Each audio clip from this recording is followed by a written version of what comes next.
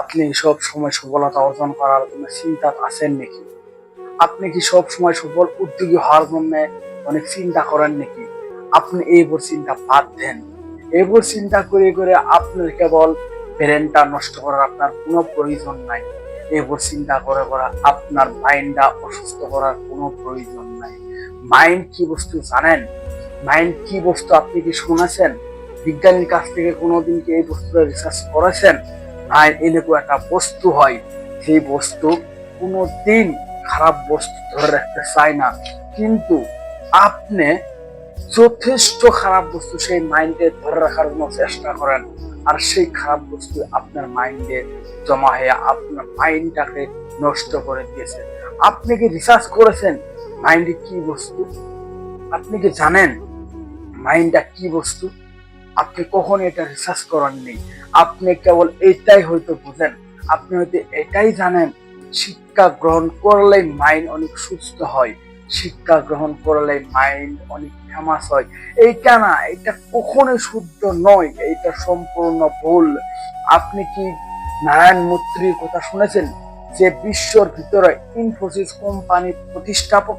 আপনি কি তার নাম শুনেছেন?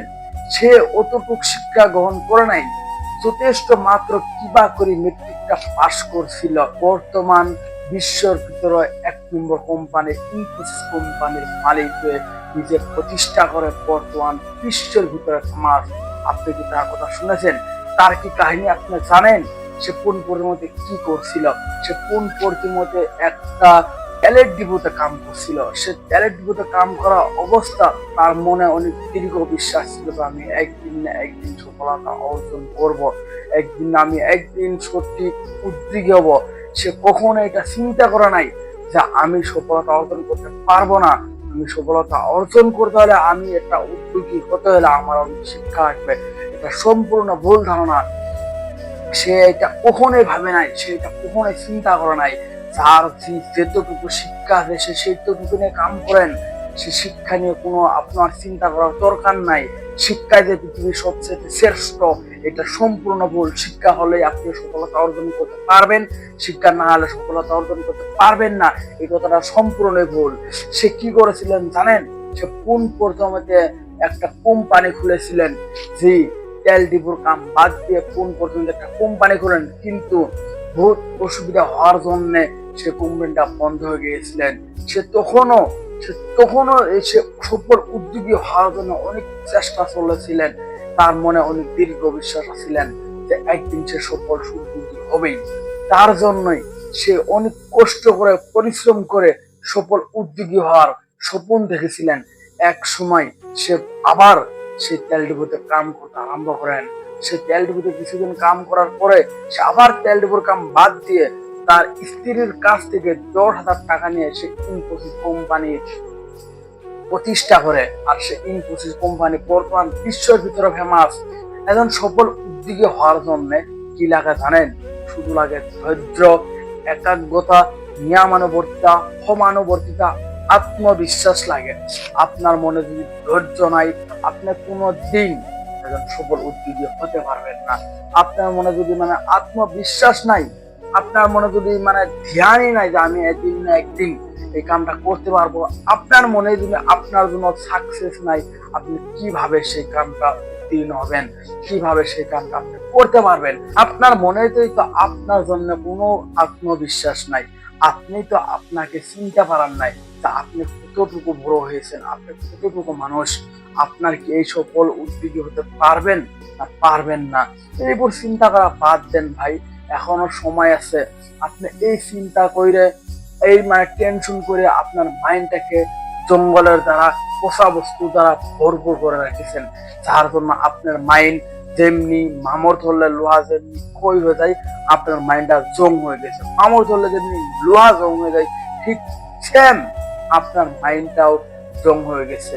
প্লিজ ভাই, এটাও সময় আছে ভাই, এখনো আপনি সেই চিন্তা বাদ দিয়ে আপনি এখনো সফল উদ্যোগী হওয়ার জন্য আত্মবিশ্বাস নিয়ে কাজ চলে যান। একদিন না একদিন ঠিকই আপনি সফলতা অর্জন করতে পারবেন। তার জন্য আপনার কোনো টেনশন নাই। টেনশন কাকে বলে জানেন? টেনশন কি বস্তু জানেন? টেনশন তাকেই বলে যে এটা হলো না, এটা কেন হলো, আমি এই পয়সাটা কিনে পারলাম না, এই পয়সাটা হলে আমি এই কাজটা করতে পারতাম, এইগুলোকে টেনশন বলে। আর এই টেনশন আপনাকে কতটুকু ক্ষতি করতে পারে জানেন? একজন সুস্থ মনের মানুষকে, একজন ভালো মনের মানুষকে লারা ধ্বংস করে দেয়, একজন ভালো মনের মানুষকে সেটিকে দূর করে দেয়। তাই টেনশন অনেক ভয়ানক বস্তু। স্বাভাবিক কথা নিয়ে টেনশন করার কোনো প্রয়োজন নাই, লাগে শুধু ধৈর্য আর সমানুবর্তিতা, নিয়মানুবর্তিতা, বিশেষ করে লাগে তোমার আত্মবিশ্বাস। তুমি ভাবতেছো আমার কাছে টাকা নাই, আর ভাই একজন সফল উদ্যোগী হবার ফলে অনেক টাকার প্রয়োজন হয় না। 10 টাকাতে 20 টাকা হবে, আর 20 টাকাতে 20 কোটি হবে, এটা 100% কথা। আপনি যেটা ভাবতেছেন আমি একদিন না একদিন সফল উদ্যোগী হব, কিন্তু কিভাবে হবেন, কি করবেন, কি না করবেন, সেইগুলো আপনার মাইন্ডে নাই। আপনি ভাবতেছেন কেবল খালি সফলতা অর্জন করবই, আমি একজন সফল উদ্যোগী হবই, কিন্তু কিভাবে অর্জন করতে হবে সেটা আপনি জানেন না। আপনার কেবল টেনশন, আমি কেন হব না, কিভাবে হব, এই টেনশন করে আপনার সারা দিন যাইতেছে, আপনার সারা রাত যাইতেছে, আপনার ঘুম হারাম হয়ে যাইতেছে। আপনি একটা ভালো পরিবারকে আপনি টেনশন করে অসুস্থ করে দিয়েছেন, আপনার পরিবারকে আপনি মানে বরবাদ করে দিয়েছেন। আপনি টেনশন বাদ দেন, সঠিক নিয়মে সঠিক কাজ চলায় যান, একদিন না একদিন ঠিকই আপনি সফলতা অর্জন করতে পারবেন। এইটা নিয়ে আপনার কোনো ঘাড় দরকার নাই, এটা নিয়ে আপনার কোনো মানে অবাক হওয়ার প্রয়োজন নাই। আমরা সবাই জানি, আমরা সবাই বুঝি পৃথিবীতে টাকাই সব। তো এটা ঠিক রে ভাই, আসলে পৃথিবীতে টাকাই সব। টাকা হলে সবাই ভালোবাসে, আর টাকা না হলে বাবা মাও ভালোবাসে না। একটা বাস্তব গল্প শোনাই। এক বাড়িতে দুইটা ছেলে, এক ছেলে চাকরি করে আর এক ছেলে বেকার। চাকরি করা ছেলেটাকে বাবা মা যতটুকু ভালোবাসবে, আর যে ছেলেটা বেকার তাকে অতটুকু ভালোবাসবে না, তার স্ত্রীকে অতটুকু ভালোবাসবে না, এবং তার ছেলে সন্তানকে অতটুকু ভালোবাসবে না। তাই কখনোই বেকার থাকার প্রয়োজন নাই। আপনি ভাবতেছেন আমার তো বয়স হল 18 বছর, 20 বছর, 25 বছর, এখন আমার দুই হওয়ার সময় আছে। এইটাই আপনার সঠিক সময়। এই সময় আপনি বেশি দিন কষ্ট করতে হবে না, মাত্র 5টা বছর কষ্ট করেন, আপনি দেখবেন আপনার জায়গার থেকে আপনি সব থেকে উচ্চ হয়ে যাবেন। পৃথিবীতে যদি টাকা ইনকাম করতে চাই, পৃথিবীতে যদি টাকা না থাকে, সব থেকে নিম্ন কোনো সম্মানই নাই।